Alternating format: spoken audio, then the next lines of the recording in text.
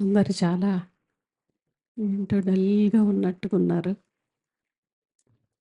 ఒకసారి గట్టిగా హల్లెలూయా చెప్దామా? సంతోషంగా ఉన్నాం దేవుని సన్నిధిలో, నవ్వుతూ, ఆనందిస్తూ. దేవుని సన్నిధిలో ఉంటే సంతోషమే, ఆనందమే. చాలామంది దిగాలుగా ఉన్నారు ఇట్లాగా. ఏ ఉపవాసం ఉన్నామే ఈరోజు. చాలా బలహీనంగా ఉన్నామండి. ప్రొద్దున్నుంచి ప్రార్థన చేసి ఉపవాసం ఉండి అన్నట్టుగా ఉన్నారు. ఉపవాసం ఉన్నప్పుడు మన శరీరం బలహీనం అయ్యిద్దేమో కానీ మన ఆత్మ బలపరచబడతది. హల్లెలూయా! మనం చాలా బలంగా ఉంటాం. మనం బలవంతులం ఆత్మలో. శరీరం ఏముందండి? శరీరం రోజు రోజుకి, రోజు రోజుకి కృషించిపోయినా మన ఆత్మ మాత్రం బలంగా ఉంటే చాలు. హల్లెలూయా! మన ఆత్మ ఎప్పుడు బలంగా ఉంటది అంటే దేవుని వాక్యాన్ని ఎంత సమృద్ధిగా మనం తీసుకుంటామో, దేవుని వాక్యాన్ని ఎంత సమృద్ధిగా మనం తింటూ ఉంటామో మన ఆత్మ చాలా బలంగా ఉంటది. మన ఆత్మ చాలా బలంగా ఉందంటానికి బయటికి కనబడది శరీరంలో. కానీ మన క్రియల వల్ల అర్థమైద్ది. మన ఆత్మ ఎంత బలంగా ఉందో. క్రియల వల్ల మనం ఎంత బలంగా ఉన్నామో, క్రీస్తులో ఎంత స్టాండర్డ్‌గా మనం ఉన్నామో, మన క్రియల వల్ల అర్థమైద్ది. మనలో ఉన్న ప్రేమ వల్ల అర్థమైద్ది. మనలో ఉన్న కనికరాన్ని బట్టి అర్థమైద్ది మనం దేవునిలో ఎంత స్థిరంగా ఉన్నామో. కోపపడని చోట ఊరికే అన్నెసరీగా కోపడ్డామనుకోండి, అర్థమైద్ది మనలో నిలిచి ఉన్నదేంటో. మనం ఎలా బలపరచబడ్డామో అర్థమైద్ది. హల్లెలూయా! హల్లెలూయా! ఈ రోజున దేవుడు నాకిచ్చిన అవకాశాన్ని బట్టి ప్రభువుని నేనెంతగానో స్తుతిస్తూ ఉన్నాను. మరి ఈ దైవజనులు కూడా పదే పదే నాకిస్తున్న ఈ అవకాశాన్ని బట్టి నేను నిజంగా కృతజ్ఞురాలిని. మరి ఈ దేవుని వాక్యాన్ని పంచుకోవటం అంటే అది ఎంతో ఆధిక్యత అండి. దేవుడు నాకిచ్చిన మంచి సమయాన్ని బట్టి ప్రభు నామానికే మహిమ కలుగును గాక. యోహాను సువార్త ఎంత వీలైతే అంత షార్ట్‌గానే చెప్పాలనుకుంటున్నాను.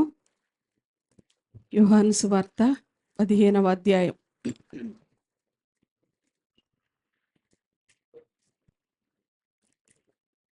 దయచేసి ప్రతి ఒక్కరు తీయండి. యోహాను సువార్త 15వ అధ్యాయము 1-3 వచనాలు చదువుకుందాం. నేను నిజమైన ద్రాక్షావల్లిని, నా తండ్రి వ్యవసాయకుడు. నాలో ఫలింపని ప్రతి తీగెను ఆయన తీసి పారవేయును. ఫలించు ప్రతి తీగ మరి ఎక్కువగా ఫలింపవలెనని దానిలోని పనికిరాని తీగలను తీసివేయును. నేను మీతో చెప్పిన మాటను బట్టి మీరిప్పుడు పవిత్రులై ఉన్నారు.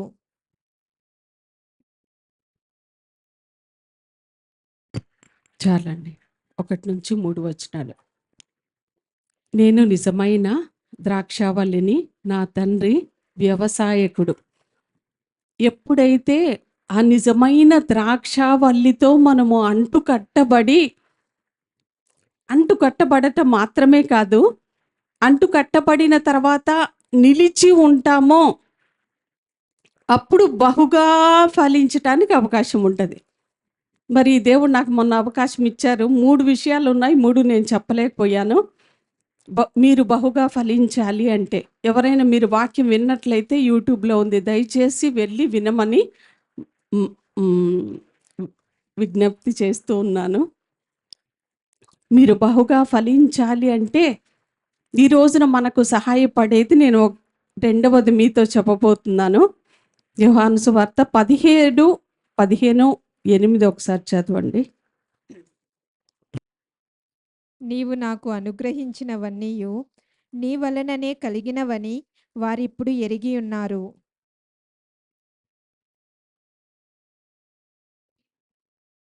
15, 8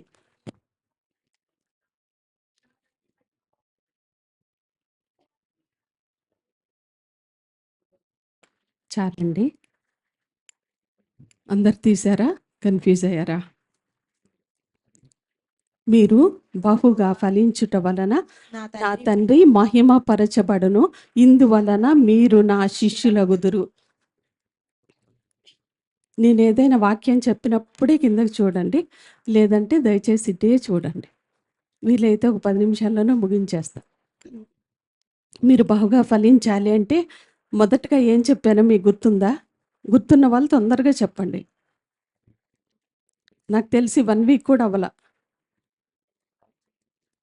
ఆ!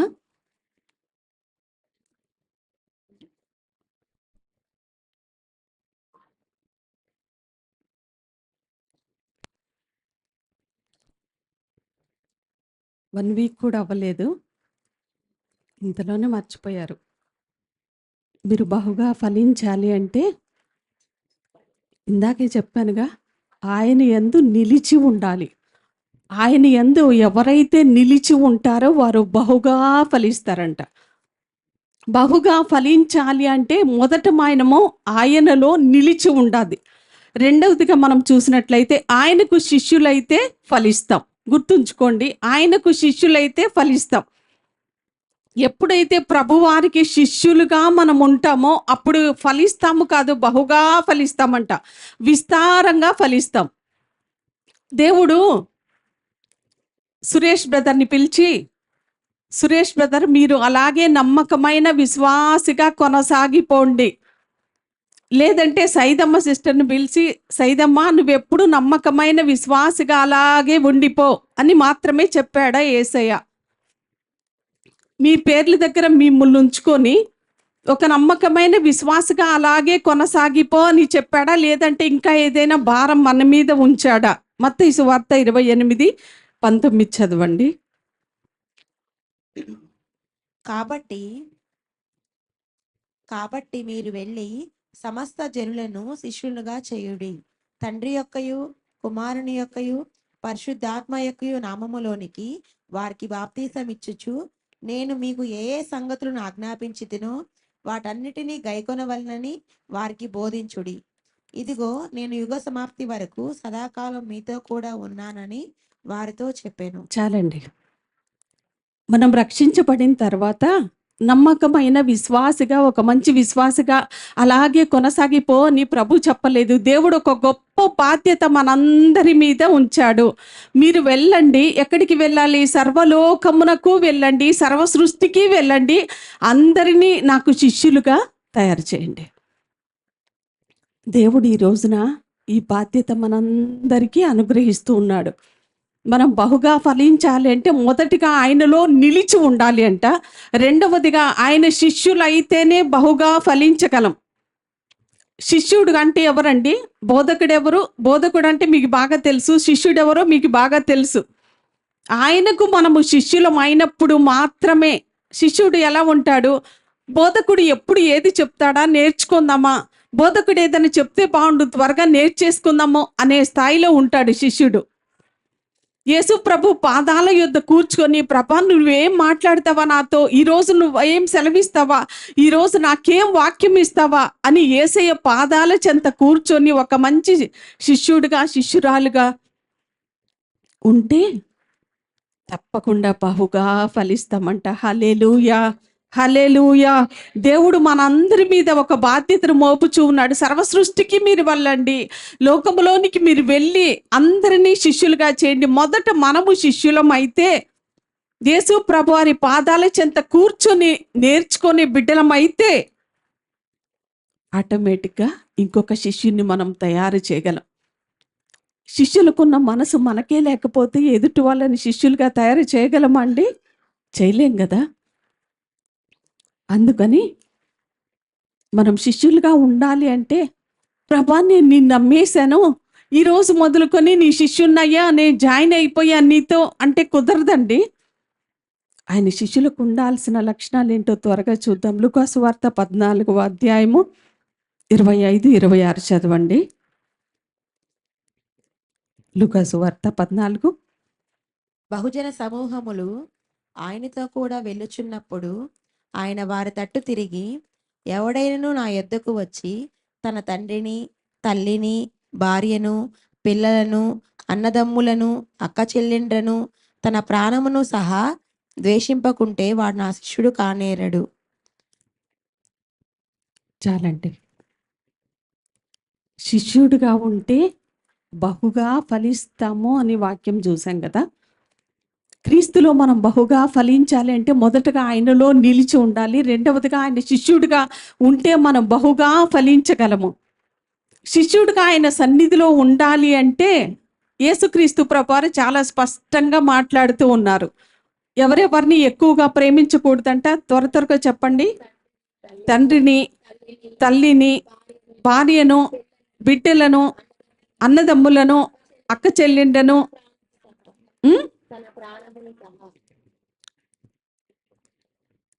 తన ప్రాణముతో సహా, యేసయ్యా నేను నీకు శిష్యుడిగా ఉంటాను, ప్రభా నేను నిన్ను నమ్మాను, నేను నీ శిష్యురాలుగా ఉంటాను అని నీతో జాయిన్ అయిపోతున్నాను అంటే కుదరదండి. అన్నిటికంటే ఎక్కువగా క్రీస్తును ప్రేమించటం మనకు అలవాటు అవ్వాలి. అందరికంటే ఎక్కువగా క్రీస్తును ప్రేమించటం అలవాటు అవ్వాలి.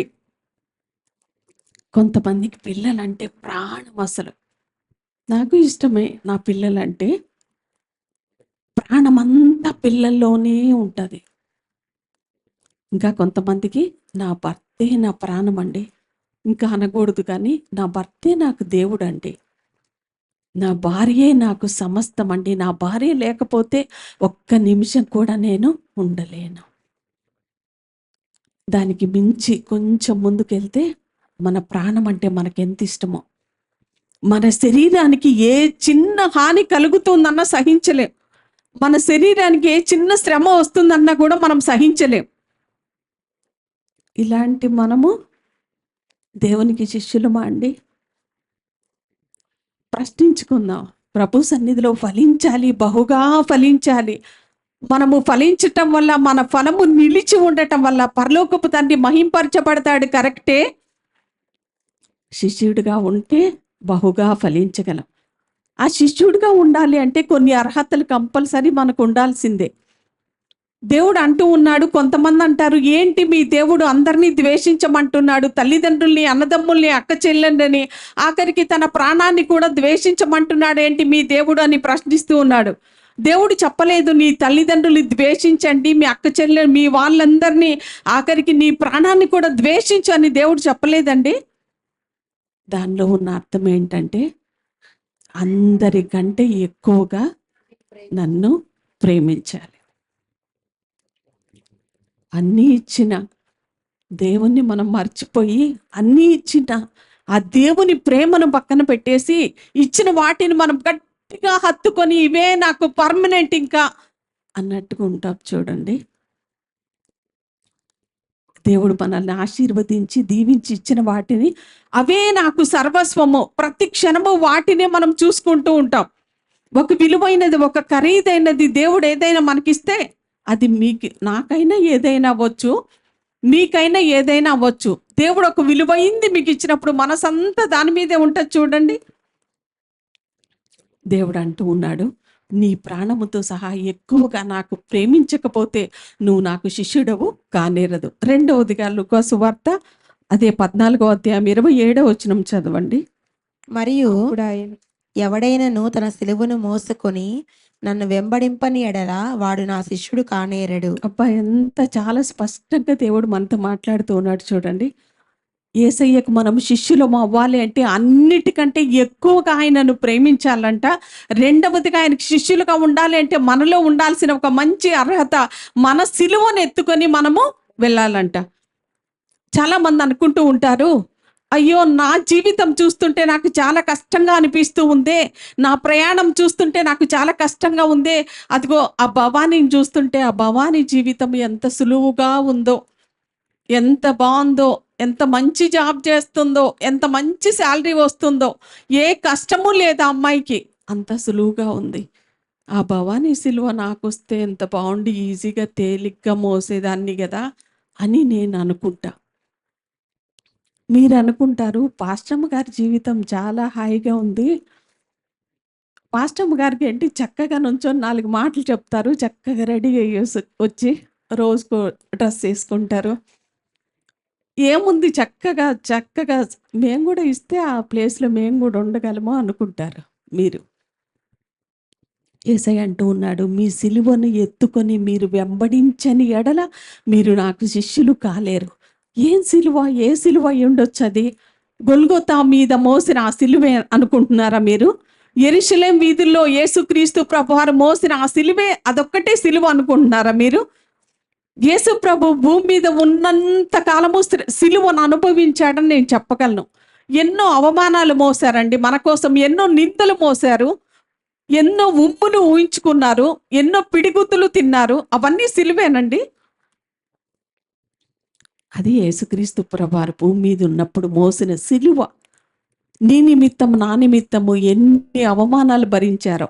ఒక సృష్టికర్త అయి ఉండి, ఒక గొప్ప దేవుడు అయి ఉండి, ఒక్క మాటతో మనల్ని సృజించిన అంత గొప్ప దేవుడు, నువ్వు క్రీస్తువా, నువ్వు దేవుని కుమారుడవా, నువ్వు దేవుని కుమారుడవైతే దిగు సిలువ మీద నుంచి, నిన్ను నీవు రక్షించుకోలేనుడు మాకేంటయ్యా నువ్వు చెప్తూ ఉన్నావు. ఒకవేళ ఆ స్థానంలో నేనే ఉంటే నా పవర్ ఏంటో నేను చూపించుకుంటా. ఇప్పుడు నేను క్రియేటర్ అయి ఉండి ఆఫ్టర్ ఆల్ వీళ్ళ వల్ల నేను ఇన్ని మాటలు భరిస్తున్నానే, దేవా ఒక్కసారి నీ శక్తిని చూపయ్యా అని ప్రార్థన చేసేదాన్నేమో. కానీ యేసుక్రీస్తు ప్రభువారు సిలువను సహించాడు. సిలువను సహించిన ఆయన నిందలు, శ్రమలు, అవమానాలు, హేళనలు భరించిన ఆయన ఈరోజు మనతో చెప్తూ ఉన్నారు, క్రీస్తు సిలువ, మీ సిలువను మీరు ఎత్తుకోండి. ఆయన సిలువ మనం మొయ్యలేము, నా సిలువ మీరు మొయ్యలేకపోవచ్చు, మీ సిలువ నేను మొయ్యలేకపోవచ్చు. ప్రతిదినము సిలువను ఎత్తుకొని వెంబడించాలండి ఆయన్ని. క్రీస్తు కొరకు ఏదైనా ఒక చిన్న అవమానం వస్తే మనం భరించగలమా? చిన్న శ్రమ వస్తే ఎదుటి వాళ్ళు మనలో ఏ తప్పు లేనప్పుడు ఏదైనా ఒక మాట అంటే మనం భరించగలమా? నాలో తప్పు లేనప్పుడు నేను ఎందుకు భరించాలండి? మొదట అదే మాట అంటాం. నాలో తప్పు లేకుండా, నాలో ఏ మిస్టేక్ లేకుండా నేను అసలు ఊరుకోను. నేను అంటాను, యేసయ్య ఏ తప్పు చేసి అన్ని శ్రమలు భరించారండి, అన్ని అవమానాలు భరించాడు. దేవుడు అంటూ ఉన్నాడు, నాకు శిష్యుడిగాను ఉండాలి అంటే, నాకు శిష్యురాలుగాను ఉండాలి అంటే ప్రతి దినము నీ సిలువను నువ్వు ఎత్తుకొని నన్ను వెంబడించాలి. హల్లెలూయా. ఏంటి సిలువను ఎత్తుకొని వెంబడించటం అంటే? క్రీస్తు కొరకు శ్రమలు, అవమానాలు, నిందలు. మనం మంచిగా ఉంటూ ఉన్నా నిందిస్తూ ఉంటారు. మనలో ఏ తప్పు లేకపోయినా ఏదో ఒక తప్పు చూపించి నువ్వు తప్పుడు పని చేశావు అని మనల్ని అంటూ ఉన్నప్పుడు, ప్రభువా నీకు స్తోత్రమయ్యా. దేవుని శ్రమలు, సిలువ మనకు గుర్తుకు రావాలండి. మనం ప్రూవ్ చేసుకుంటాం మేము ఎంత కరెక్టో. ఒకసారి చూడండి, మమ్మల్ని ప్రూవ్ చేసుకోవటానికి నేనైనా మీరైనా ఇష్టపడతాం, కానీ అవమానాల్ని ఇష్టపడతామండి, శ్రమల్ని అంగీకరిస్తామా ప్రేమతో. కానీ దేవుడు అంటూ ఉన్నా, నాకు శిష్యుడిగా నీవు ఉండాలి అంటే సిలువని నీవు ఎత్తుకోవాల్సింది. సిలువ అంటే ఏంటి? ఒక చెక్క సిలువ చేసుకొని మోద్దామా? అది కాదు. మన జీవితంలో వచ్చే శ్రమలే సిలువకు సాదృశ్యం. ఆయన శ్రమలు భరించాడు, సిలువను మోసాడు. ఈ రోజున మనకి చెప్తూ ఉన్నా, నీ శిష్యులుగా ఉండాలి అంటే నీ యొక్క సిలువను నువ్వు ఎత్తుకొని వెంబడించాలి. మూడవదిగా లూకాసు వార్త, అదే లూకాసు వార్త 14:33 చదవండి. ఆ ప్రకారమే మీలో తనకు కలిగినదంతయు విడిచిపెట్టిన వాడు నా శిష్యుడు కానేరడు. చాలండి, ఇంకొకసారి చదువుతారా? ఆ ప్రకారమే మీలో తనకు కలిగినదంతయు విడిచిపెట్టని వాడు నా శిష్యుడు కానేరడు. బా, ఎంత మంచి మాట అండి. శిష్యునికి సంబంధించే ఒకే చాప్టర్లోనే 3 విషయాలు మనం చూస్తున్నాం. శిష్యుడిగా ఉండాలి అంటే అందరికంటే ఎక్కువగా నన్ను ప్రేమించాలి. ఆఖరిగా నీ ప్రాణము కంటే ఎక్కువగా నన్ను ప్రేమించాలి. రెండవదిగా నీ సిలువను ఎత్తుకొని, ప్రతిదినము నీ సిలువను ఎత్తుకొని నన్ను వెంబడించాలి. మూడవదిగా ఏం చేయాలంట? మళ్ళీ చెప్తారా? అమ్మో, చాలా కష్టం. నాకైనా మీకైనా మనకు కలిగిందంతా విడిచిపెట్టేయాలంట. అసలు యేసయ్యని వెంబడించటం అంటే ఏంటో ఒక మంచి మాట చెప్పనా? విడిచిపెట్టడం అంట. యేసయ్యను వెంబడించటము అంటే విడిచిపెట్టడం మన జీవితాల్లో. శిష్యుల యుద్ధకు యేసుక్రీస్తు ప్రభువారు వెళ్ళి పేతురు యుద్ధకు వెళ్ళి, పేతురు ఇంతకాలము నీవు నీ దోణెలు తీసుకొని చేపలు పడుతూ ఉన్నావు కదా, నీ దోణెని విడిచిపెట్టి నన్ను వెంబడించు. పేతురు ఏం చేశాడు? అయ్యా నా జీవనాధారం మొత్తం పోయింది, ఈ దోణెలు మాత్రం నేను విడిచిపెట్టలేను అని చెప్పలేదు ఆయన. దోణెని వెంటనే విడిచిపెట్టి వెంబడించాడంట. అలాగే మరి ఒక ఇద్దరు శిష్యులు కూడా వారి యొద్దకు వెళ్ళి నన్ను వెంబడించండి అంటే వారి జీవనాధారమైన వలలు విడిచిపెట్టి యేసుక్రీస్తు ప్రభువారిని వెంబడించారంట. అలాగే మనం చూసినట్లయితే మత్తయి యొద్దకు వెళ్ళి మత్తయి ఒకసారి డబ్బులన్నీ లెక్క పెట్టుకుంటూ సుంకపు మెట్టునొద్ద కూర్చొని ఉన్నాడంట ఆయన.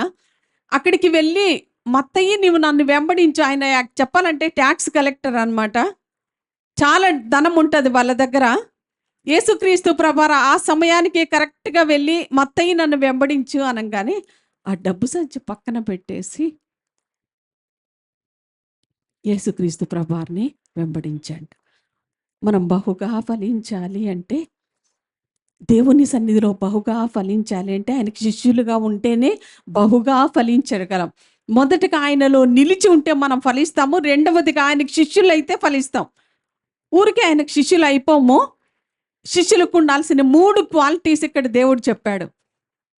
విడిచిపెట్టడం వల్ల దేవునికి శిష్యులుగా మనం మార్చబడతాం. హల్లెలూయా!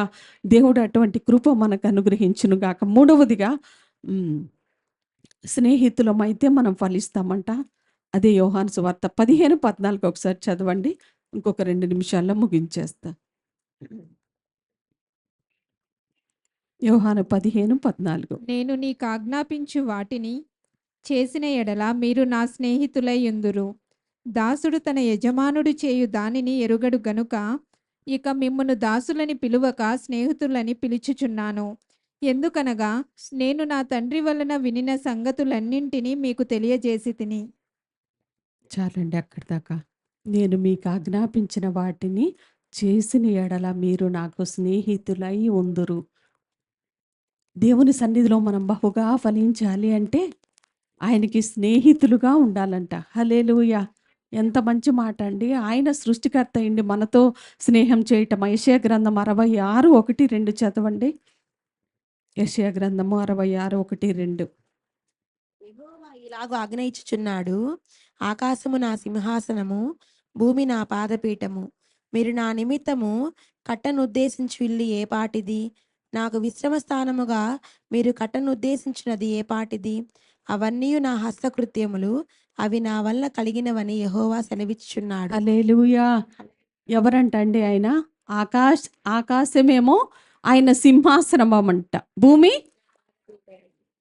అంటే ఒక విధంగా ఆకాశము, భూమి అంతా వ్యాపించిన దేవుడు మన స్నేహాన్ని కోరుకుంటూ ఉన్నాడండి. మనము ఆయనకి ఎప్పుడైతే స్నేహితులం అవుతామో, స్నేహితుల వలె ఉంటామో. స్నేహితులు ఎలా ఉంటారు? ఫ్రెండ్స్ ఎలా ఉంటారండి? అన్నీ దాచుకుంటూ ఉంటారా? ఏదున్నా సరే కష్టంలో, నష్టంలో అన్నీ షేర్ చేసుకుంటూ ఉంటారు స్నేహితులు అనబడిన వాళ్ళు. ఏ కష్టము, ఏది దాపరికం అనేది అస్సలు ఉండదు. దేవుడు అంటూ ఉన్నాడు, మీరు నాకు స్నేహితులుగా ఉంటే బహుగా ఫలిస్తారు. హల్లెలూయా! అబ్రహాము విషయంలో దేవుడు నా స్నేహితుడు అన్నాడు. హల్లెలూయా! నేను అబ్రహాముకి చెప్పకుండా నేనేమీ చేయలేను. చూసారండి, అంత గొప్ప దేవుడయిండి. ఆకాశ మహాకాశములు పట్టజాలని అంత గొప్ప దేవుడు మన స్నేహము కోసం ఎదురు చూస్తూ ఉన్నాడు.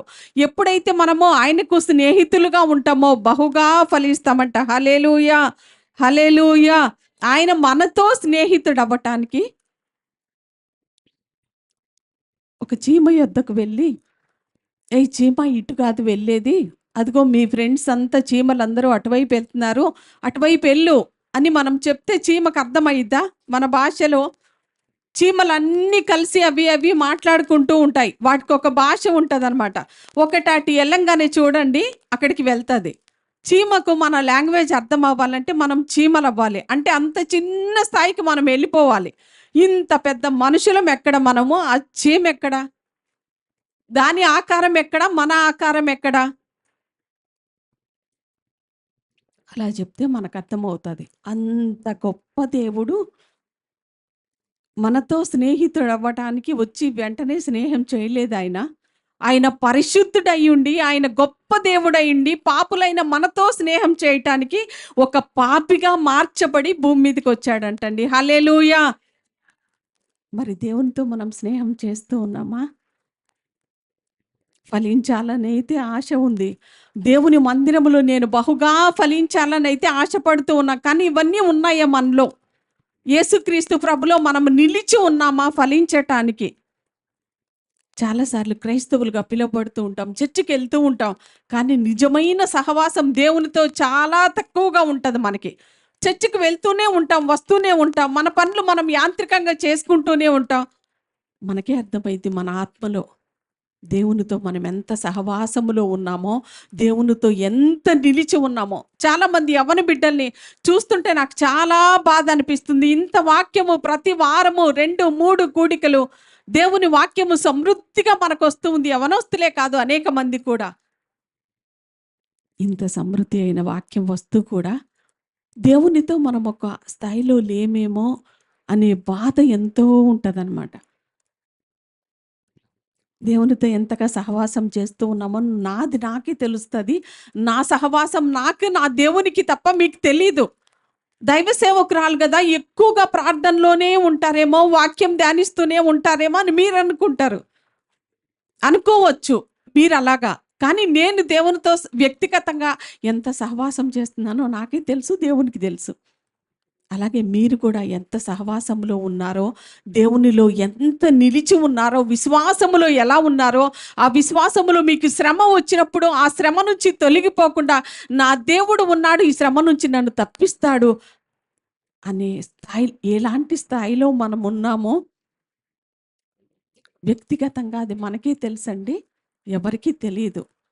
కాబట్టి ఈ రోజున దేవుణ్ణి అడుగుదాం, ప్రభా బహుగా ఫలించాలనే ఆశ నాకుందయ్యా.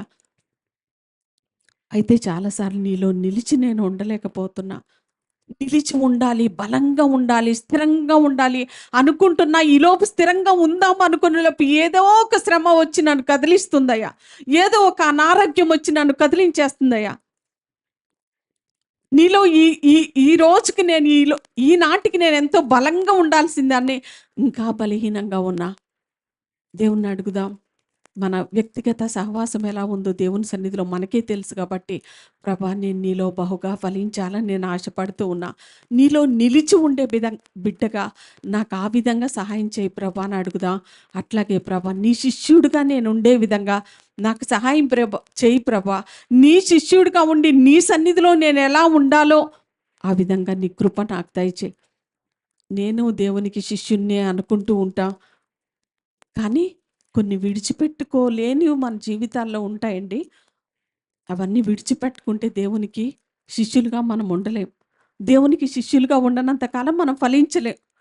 ప్రభువుని నమ్మినప్పుడు ఎలాగున్నామో మన ఆత్మీయ స్థితి, మన స్థాయి ఎలాగుందో కూడా ఒక 30 సంవత్సరాల తర్వాత కూడా చూస్తే అప్పుడు ఎలాగున్నామో ఇప్పుడు అలాగే ఉన్నాం. మీరు బహుగా ఫలించుట వలన నా తండ్రి మహింపరచబడతాడు. హల్లెలూయా. దేవుడు బహుగా ఫలించే విధంగా దేవుడు మనకు సహాయం చేయనుగాక. ఆమేన్.